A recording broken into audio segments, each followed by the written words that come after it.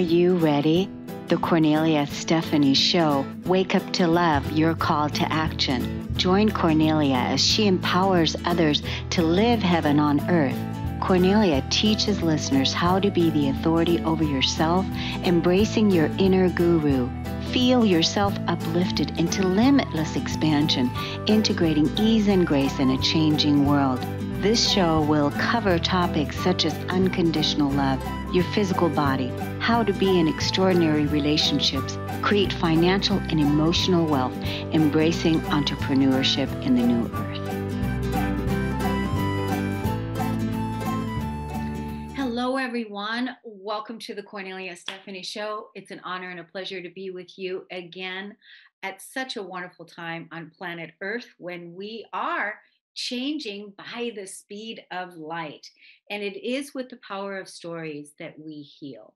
The first guest that I'm going to introduce you today is Emily Shaules. Emily is a transformational coach who works primarily with women with invisible illness.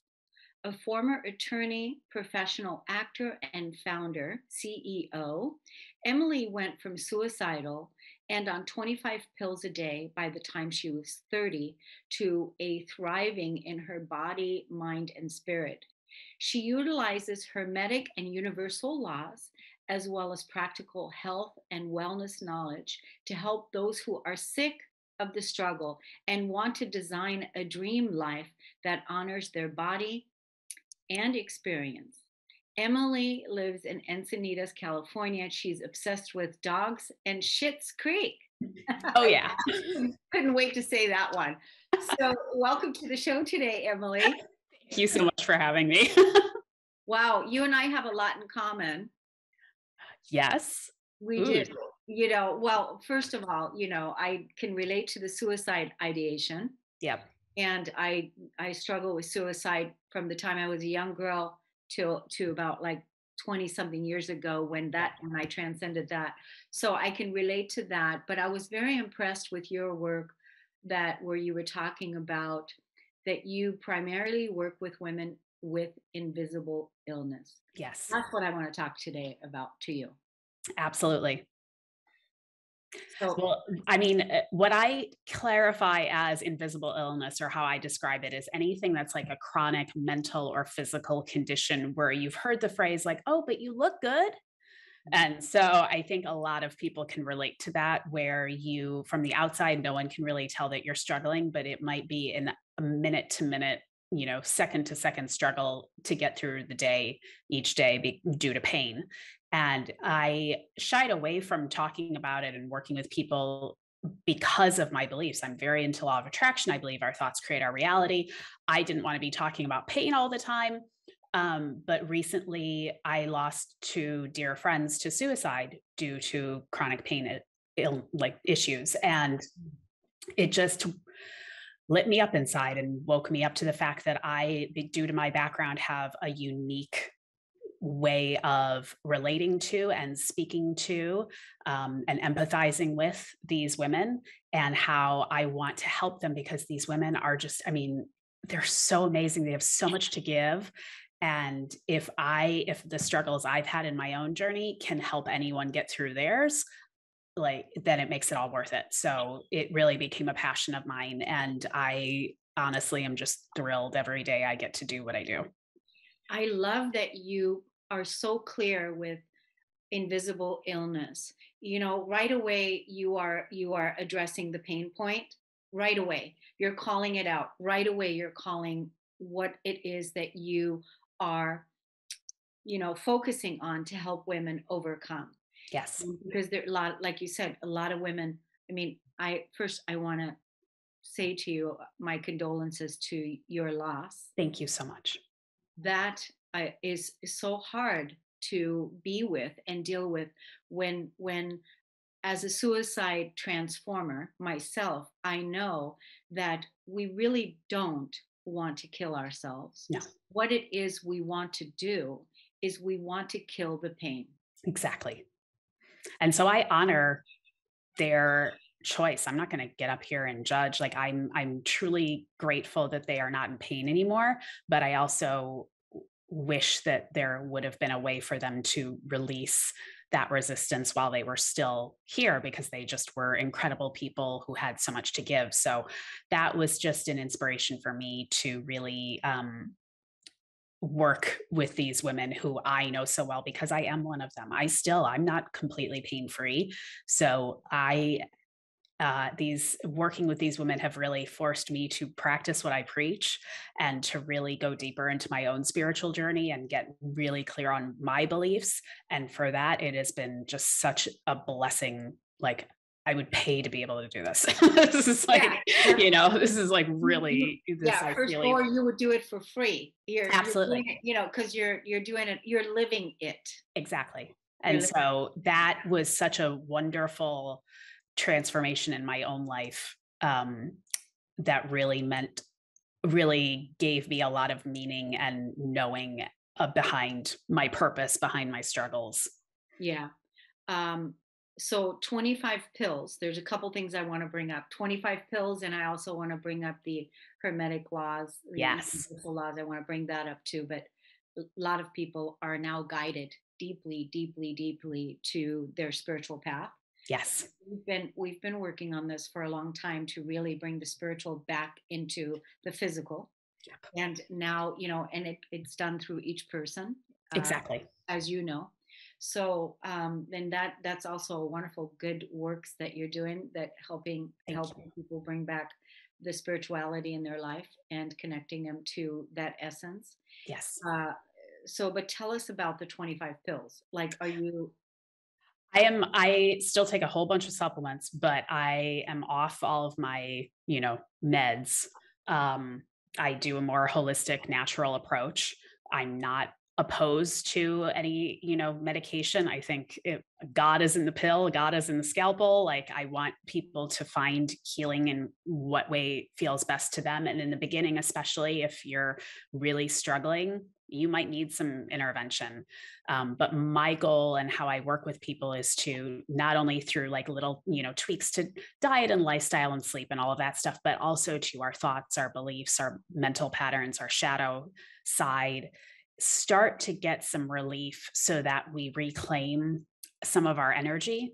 And then that just makes the next change or shift easier, because you've reclaimed some energy. Now you're like, "Ooh, okay, now I can go gluten free," like that, which that seemed like a mountain before. Now I'm feeling a little better. Okay, let me try that, and then let me try the next thing, and slowly we, climb out of this hole that we've gotten ourselves into.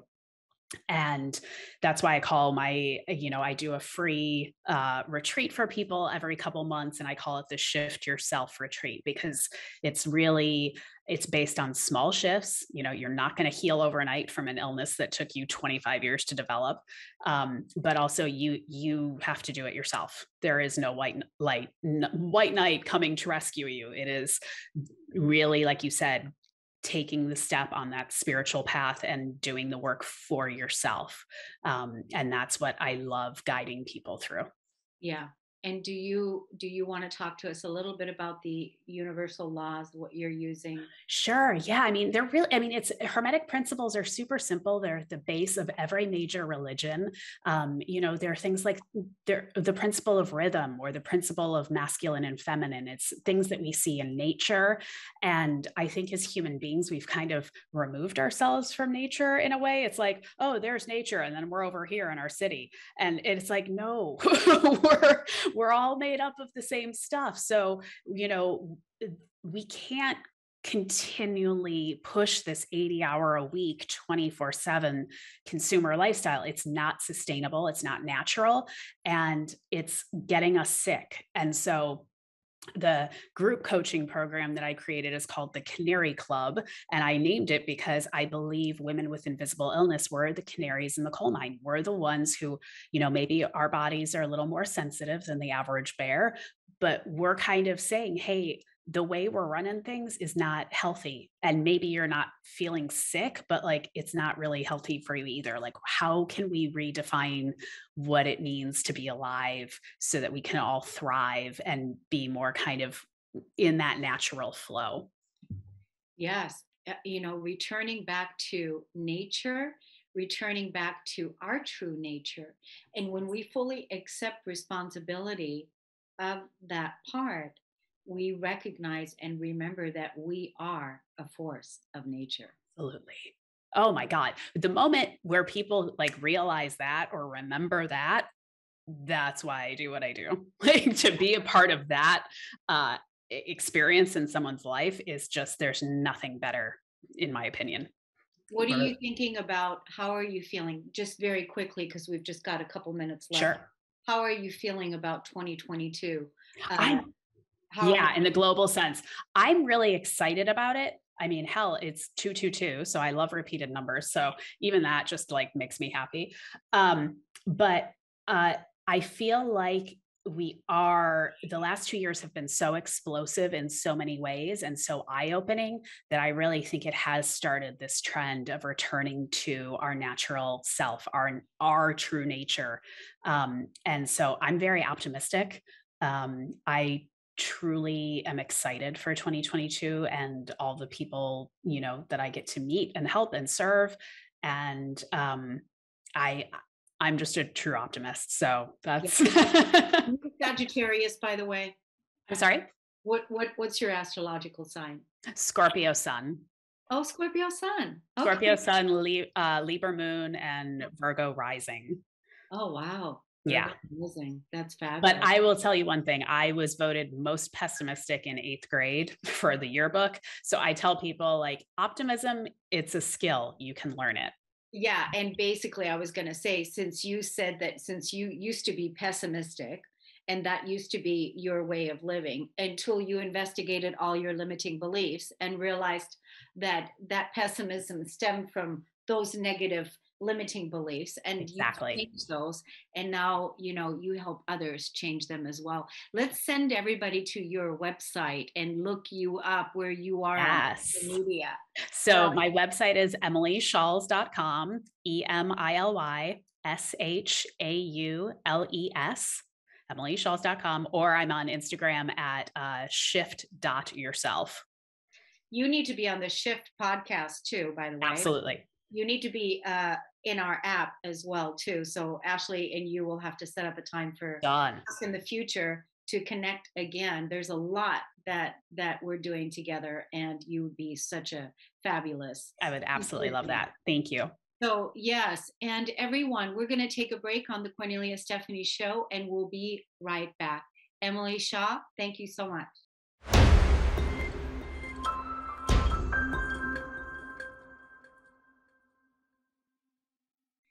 Welcome back to the Cornelia Stephanie Show, everyone. I'm so excited to introduce us to our next guest.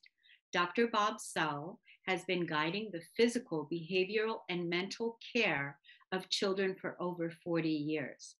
His parental awareness threshold is a simple framework to actively parent with self awareness, empathy, and compassion, where children learn to build nurturing relationships as well as exhibit love and respect for others. Welcome to the show today, Dr. Bob. Well, thank you. It's my pleasure to be here. So nice to have you. My gosh, what the work that you're doing and the work that you've established over the last 40 years, it seems like there is such a deep, deep need for your work. Well, I'd like to think so. And it's been quite a journey for me, and sort of a very atypical journey as a pediatrician to be on this. Yes. So, being able to create environments where children feel safe and where children feel heard and where children feel respected and honored and nurtured. I mean, that's, we need to do a lot of that work going forth. Don't you agree with that? Oh, yes, yes. And if I may, I can sort of give you a little background as to how I got there. Yes, Um, it- absolutely. and I was about 14 years into my practice when I realized I hadn't been paying back to the community like I should. Ah, And I went and heard a talk. Someone gave a talk, and it just had 12 words that has had a profound impact on me ever since. For anything that happens in the community, I am the problem. I am the solution. I am the resource. And it took me a while to internalize that message. But after several months, I went to the community and said, put me in. I'm ready to do some work. I think I'm ready to pay back. That was in 1993. And I got involved, was almost smugly in in terms of what I was doing. And then in 1999, two teenagers walked into a high school in Littleton, Colorado, massacred 13 people, killed themselves. You and I know that as Columbine. And that had a profound impact on me also. So those two things, I am the problem, I'm the solution, I'm the resource, and then the Columbine massacre sort of got me going, really. And I put pencil to paper. Back then we used to still do that. I wrote an op-ed article for the local newspaper and ended up writing over the next 12, 13 years, 160 plus articles for the local newspaper on what each of us could do to improve our community, and came up with what I called the 5 steps to community improvement. Learn to be the best parent you could be. And I chose those words carefully because parenting is a constant learning experience, and not everyone has the same abilities. Not everyone has the same circumstances in terms of their parenting. Number 2 was get involved. Number 3, stay involved, which is different than getting involved. Number 4 is the most intuitive, love for others, but so difficult in our divisive society. And number 5, which is the most difficult, but I think the most critical to community improvement and to parenting, is forgiveness. The ability to forgive ourselves first, forgive others, and do it now. And that sort of set the sort of the framework for my first book about raising children to be good citizens, because that's what I think we've lost track of. Citizens take care of each other. Citizens care about each other. Citizens care for each other. And I think we've lost track of that in our society. Yes. Are you still seeing patients today? I retired the end of last year. And that was a very difficult decision because pediatricians are very maternalistic or paternalistic, and the children that they see are their children. So it's very difficult to retire from that. But I'm still very active from a pediatric standpoint. I'm the president of the South Carolina chapter of the American Academy of Pediatrics, and still very much involved in advocacy for children and for families. Yeah, I think it's wonderful that you even came on this show today, that you came on to talk to us about this. I think this is part of your giving back to the community. This is part of even when you're retired, you're still active in your message, with your message, to inspire and influence the people out there to become better parents. Well, pediatricians might retire, but they never withdraw. Uh, and they're always advocates for children and families until they put me under.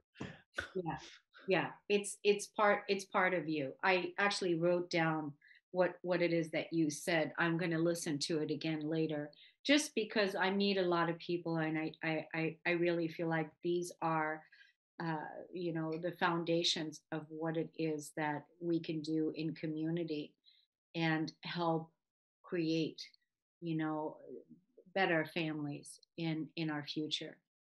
Yeah, I mean, I can. How I got to conscious parenting of my sort of evolved was a conscious leadership course I took. And I sort of rolled my eyes. Oh, you're going to make me take a leadership course. Oh, okay, I'll do it. But it was very enlightening because they talked about a line. And when you're above the line, you're open, you're receptive, you're ready to learn. When you're below the line, you're closed, you're receptive, you're defensive, and you're always right. My idea with that is that it's the same holds for parenting. And that's where I came up with the parental awareness threshold. That is, when you're above the parental awareness threshold, you're open, you're receptive, you're ready to learn, you're listening to your children. When you're below, you're closed, you're defensive, you're always right because I said so, because I'm the parent. Yeah. And we're human. We're going to be above and below that all the time. The whole point is to be conscious about where you are, consciously aware of how you're feeling and interacting in the situation, and consciously aware of the developmental stages of your children. because children evolve, children change. And that's so important. And again, the whole point for me, for the conscious parenting and the parental awareness threshold, is to raise your children to be good citizens. Some people feel the goal of parenting is to have happy children. And I get that, but I think that's secondary. I think if you raise your children to be good citizens, care for, care about, be empathetic, then happiness is a secondary, blissful side effect. That is a good side effect because it's also self-esteem raising, it's community building, right? Right. And there, if you think about those 12 words I said, I am the problem, I am the solution, I'm the resource. So whatever happens, the community has to be my problem. I need to be the solution and I need to devote my resources to it. Change the pronoun. Yeah. We are the problem. We are the solution. We are the resource. And I mean, this is how people can look at what's happening in the state of the world today, to take that level of responsibility, that level of ownership. Absolutely. And I think that's why we were put here. Right, right. What do you've given a lot of tools, a lot of tips, definitely lots to chew on and sit with and journal out, take it into one's private, uh, goals. What do you say to how does a single mother work with what you're talking about when she's the main breadwinner, and how does a single parent work with this foundation? Yeah. I mean, it's parenting is difficult. And if you're a single parent, it's even more difficult, I think. And so you need to make sure you have um, an understanding of an understanding of your children, their circumstances, and what they're dealing with, and an understanding of yourself, recognizing that each encounter might be the same situation or might be the same kind of encounter, but each situation is different. And so might respond very differently each time. So the most important thing I think is, as you're dealing with these issues, is say something happens where you get very upset. Probably the most important thing is to pause, assess, and choose. Pause, don't have that knee-jerk reaction. Relax, assess the situation, and then choose a response. Now, in the moment, you might choose the wrong response, and that's going to happen. But the important thing is also to pause, assess, and choose in retrospect. Look back at the interactions and see what happened and see how you could have done differently. Now, some people think this is coddling the children. I don't think so. I think this is being respectful, being understanding, and understanding what's happening with the children and yourself. I mean, it's okay to give yourself, to recognize that you were just at the end of your rope and that response you had was totally inappropriate in retrospect. But hopefully what you'll do is you'll then enter a state of forgiveness for yourself for what you did and express that same forgiveness to your child. Apologize and go forward. I think that's such a big piece. Apologize. That's a big one too. I can give you a brief anecdote. When my son was about 7 or 8, he said something that really upset me. I got very mad. I yelled at him. He just turned into a puddle. My wife got mad at me for yelling. And we went into that family meltdown mode where nobody talks and everyone walks past each other for a couple hours. And then it was bedtime. And I laid down with my son, I'm so sorry about what I said. I really, it was my fault. I thought what you did was wrong, but it was my fault for my response. And I'm so sorry. He said, Dad, would you be quiet? I said, why? He said, I hate it when you're nice.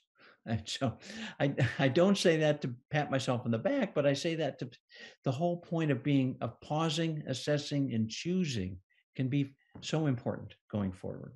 Yes, because you were being so nice and so kind and so loving that how can you be mad at that? How can Yeah. you be mad at that? So Dr. Bob Saul, thank you so much for coming on. Now, do you have a website that people can look you up? Where do you I want them to do. go? It's mychildrenschildren.com. Oh, wow. And it has my books, and it has a continuous blog that I do every 1 to 2 weeks. Wow. mychildren'schildren.com. Correct. And you've got plenty of books on Amazon as well, or? Yes, I do.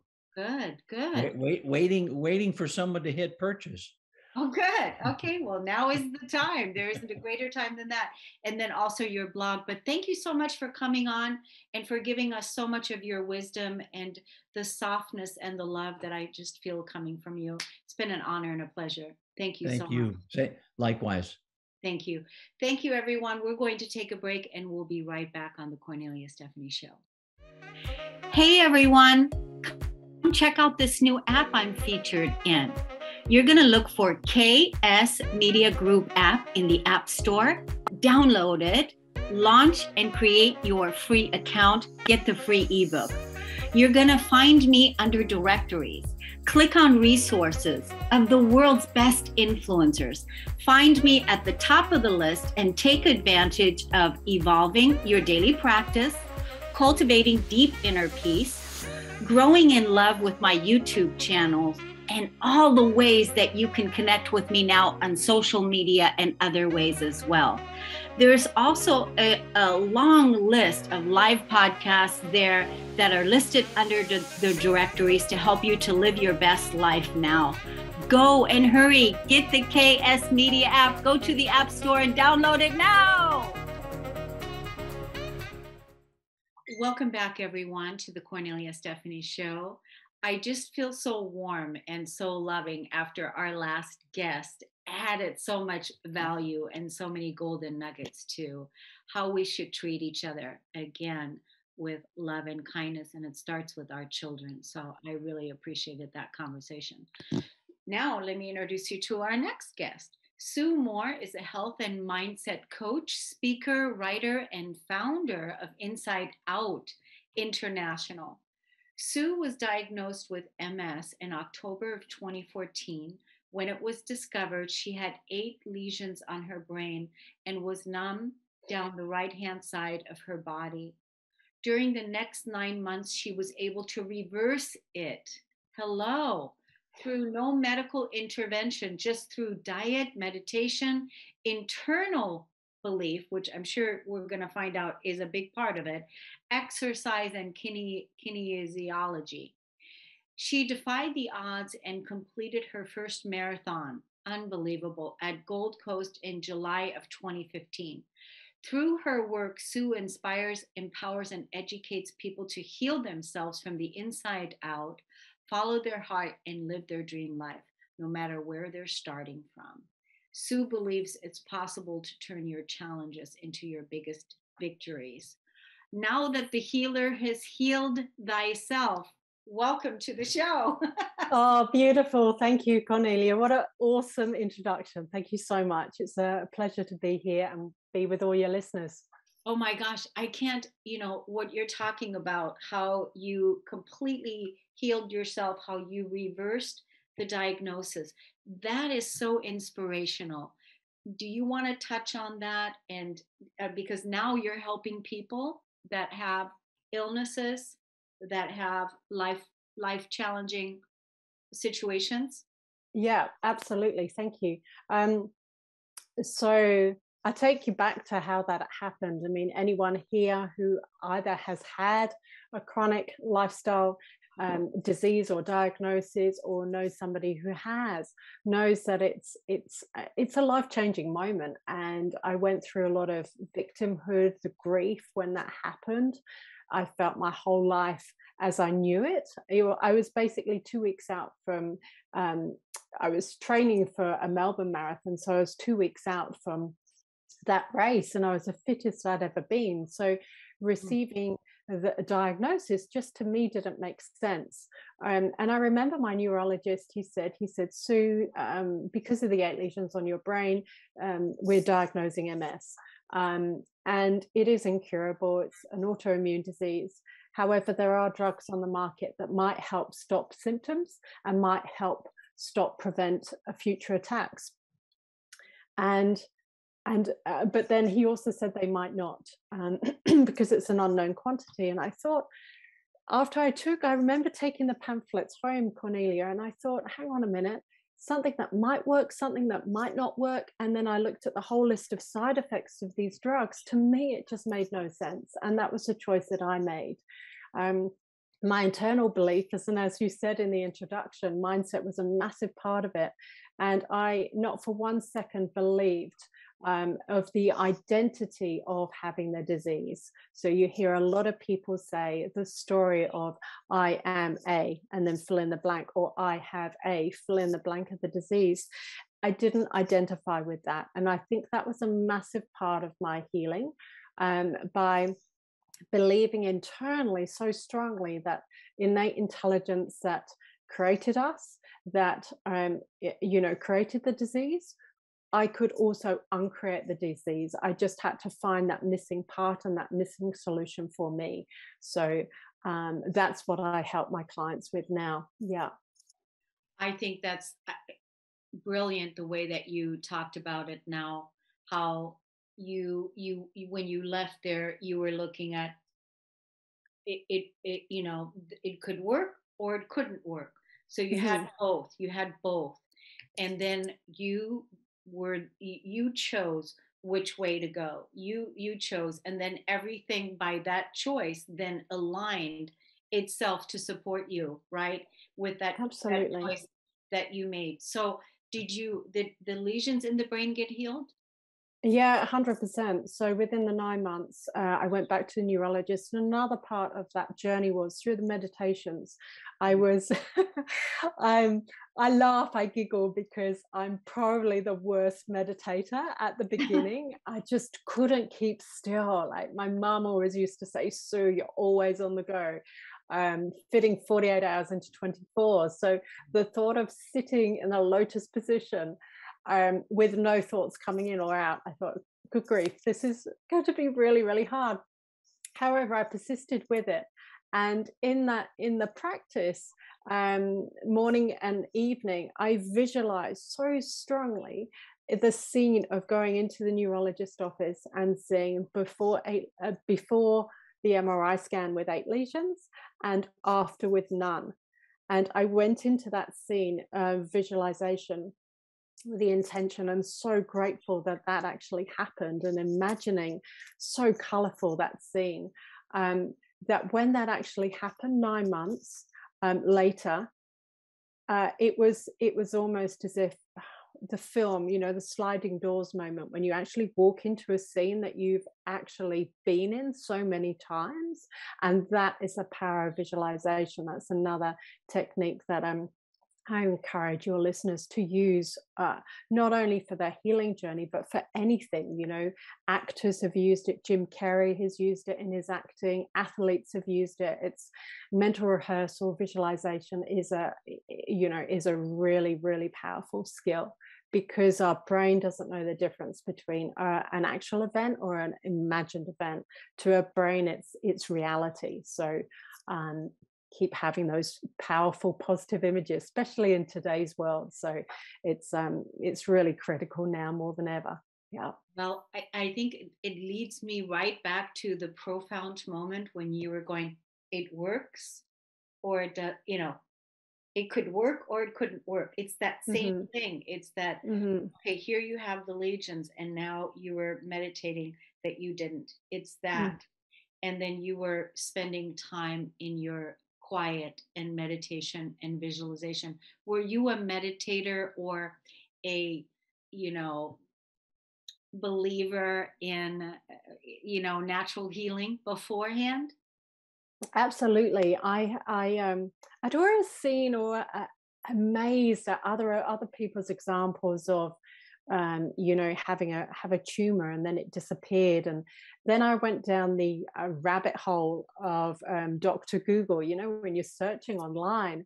And I was amazed at how many people had spontaneous remissions from incurable diseases.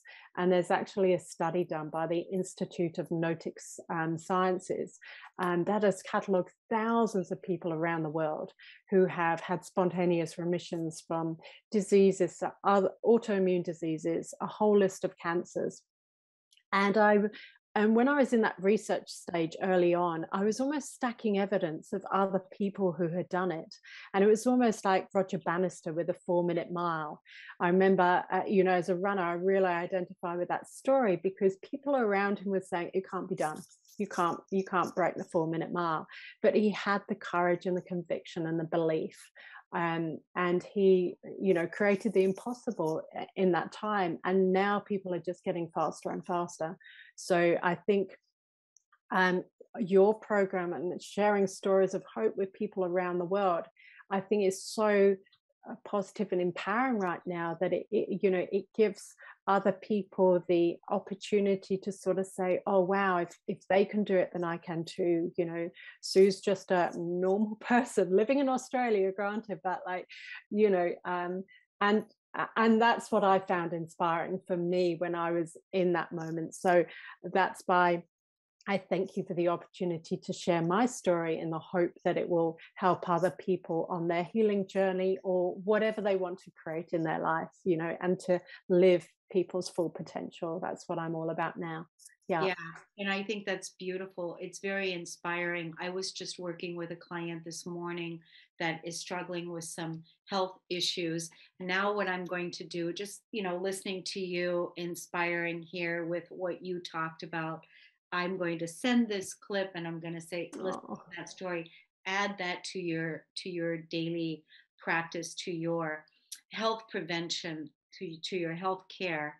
And because what happened with you is that you took your power back and you took the reins on your own healing. And you claimed your authority in it, and you started working with energy and medicine in that way with all of the things, and that's really inspiring. So you said you were a victim for a little while, and that, I think there's a lot of value to actually dive into the victim, to really see what it feels like to be powerless, and but then to rise up out of it if you choose to live. Oh, absolutely. Absolutely. I fully identified with that, like at the start, because I've been healthy all my life. So it really knocked me sideways. And to be honest, my knowledge of MS was really small at that time. Like, to my knowledge was that you're healthy, you receive a diagnosis, your health declines, you walk with a cane, then you're in a wheelchair and you're dead. And that was my mental reference of MS. I didn't know anything else. So I really had to research. And I think with that, because I identified with a runner, I was just looking for references of other people who had been diagnosed with MS that were still able to run. And then when I found that reference point, I thought, okay, tick. Other people have been able to do it. Now I just have to find my own way, because what I'm really clear on is we're all people, granted, but we're as unique as our own fingerprint. And that's what I help clients look at, like their own journey and their own health blueprint is what I call it. So I think we've got to find our own unique path in that, because there's not one fit all. I mean, just because I was able to reverse MS doesn't mean to say that absolutely everyone can and will, because everyone's on their own journey. I really want to give that disclaimer, to say that, because everyone's on their own path. However, the innate intelligence within us, we're so much more than our human body. And you being like so in touch with energy, I'm so passionate about this. I could talk for more than 15 minutes. We're creative beings, and I think I think quite easily in society we identify with labels, and we're so not that. We're so much more. We're so much more than that. We definitely want you to come back. So thank you. Let's tell the audience how they can look you up on your social media and your website. Sure. So my website is Inside Out Int, so Inside Out and then INT.com. And Facebook is Create. Oh, crikey, I've had a mind blank. Create from the Inside Out, I think. But you can find me on the website. That's probably the best thing. And I'd love to connect with your listeners. So if they need any help, or if they just want to chat about their own health journey, then please reach out. All right. Thank you, Sue Moore. Wonderful, very inspiring. Keep going and keep sharing that beautiful message and shining your Beautiful. light. Thank you so much. We're going to take a Beautiful. break on the Thank Cornelia you. Stephanie Show. We'll be right back.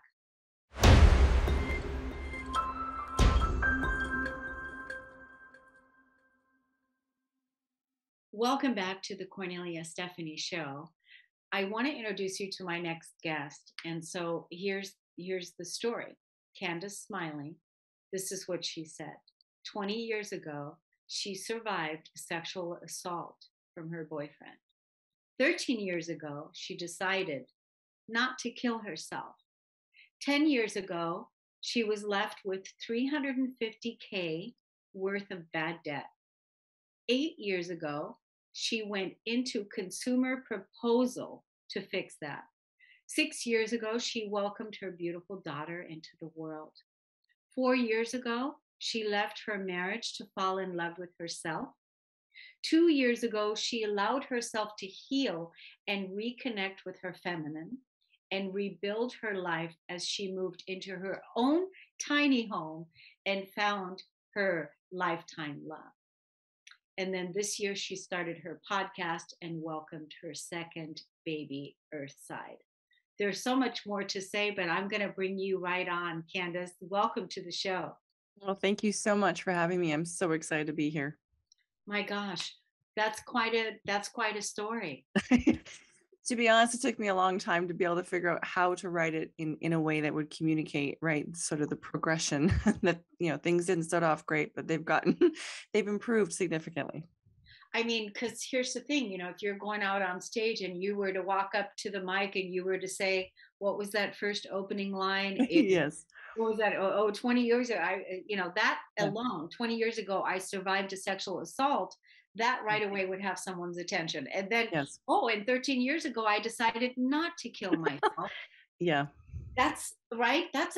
Those are big statements. And basically to the point where it'll get somebody to pay attention to you. You'll get them right in first. And that's what you did with me.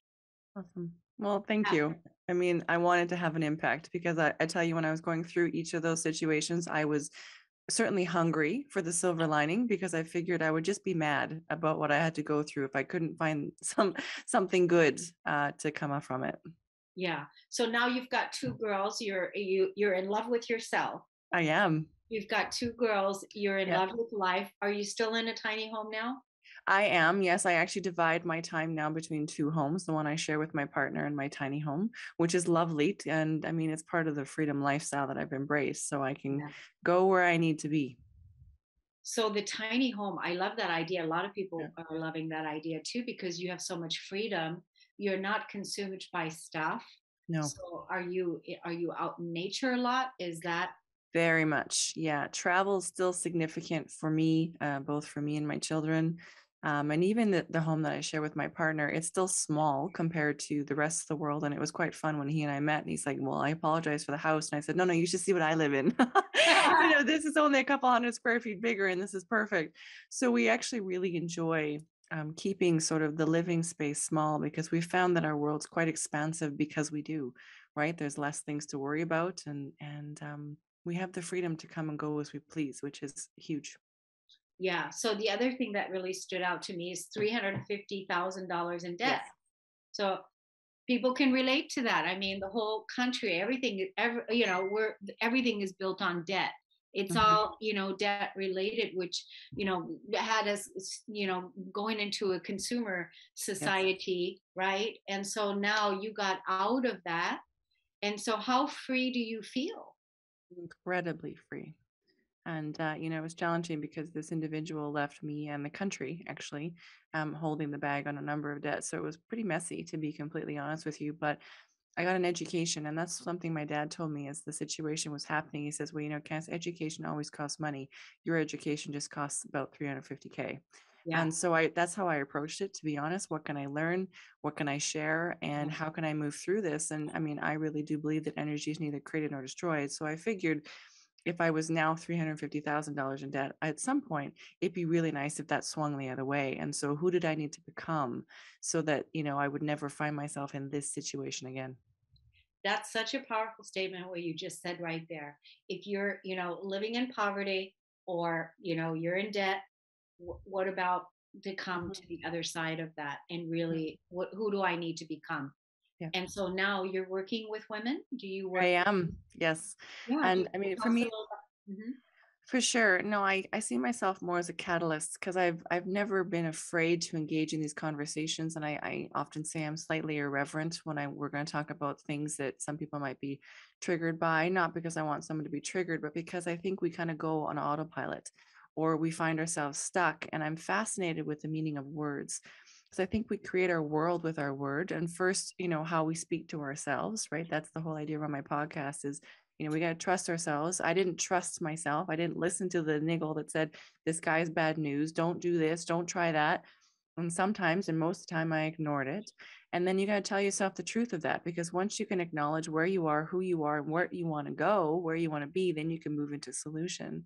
And so I think about where I am today and what I'm moving through. I want to be a catalyst, whether it's my story shocking somebody into, oh my gosh, I relate to that, and you move through it and you have a beautiful life. How do I get out of that? And I mean, we say we're stuck, but stuck literally means stick. So once I knew that, I was like, I'm disempowering myself with this word stuck when it means literally nothing, right? You could crack a stick, no problem. And so that's been a really big shift for me is I'm ready to engage in conversations and talk about the tough stuff because I think we make change when we have conversations that matter. Totally. I mean, so many things you said. We create our world with our words. Our Hmm. word is our wand. Our word is our Yeah. bond. Yeah. As soon as we speak, everything in the universe arranges itself to meet us with Yes. what it is we just said, right? So, it's so amazing what happens when you become aware. What Mhm. about your podcast? Where can people find that so they can listen to you more? Anywhere. We're on all the major platforms and it's just Create the Ripple podcast and they can follow along. And I interview other people who are not afraid to listen to themselves. And some of them have some amazing stories of how they didn't listen and did a big course correct. And for some who just, they're not afraid to talk about, like I said, these tough subjects. And there's a lot of them out there right now that we just need to start talking about so that we can bridge the gap between who we are as a group, as a society, and where we'd really like to be. Yeah, I love that. You're the shocking storyteller, Yes. right? Yes. Shocking it. I think that's a really good way. It's just being honest, emotionally honest, talking about here. These are our. This is our humanity, Yes. and this is how I've lived or where I found myself, and this is where I'm going, and this is where I want to live and how I want to be, right? Mhm. So are you doing traveling now throughout the country? What's your gig now? Not so much since the whole world shut down, but to be honest, that created a beautiful opportunity for me to travel within my own country, Canada, and so I've done a ton of backcountry camping, and introduced my daughter to a lot of that, and just really enjoyed getting back in touch. I mean, it was kind of nice when the world shut down because all of a sudden I was able to sort of reconnect on a whole new level, and that was really what 2020 was about for me, was reconnecting with my feminine. And when I leaned back into that, I started receiving because as women, we're really not very good at receiving. We don't know how to receive compliments. We don't know how to, and that makes it difficult for us to receive what is best for us and to really get open to what that could be. And so that's part of the gift I like to give to the world now is, we disappear into the backwoods and I find that taps me into my highest and my best, and I can come back and offer that to the world.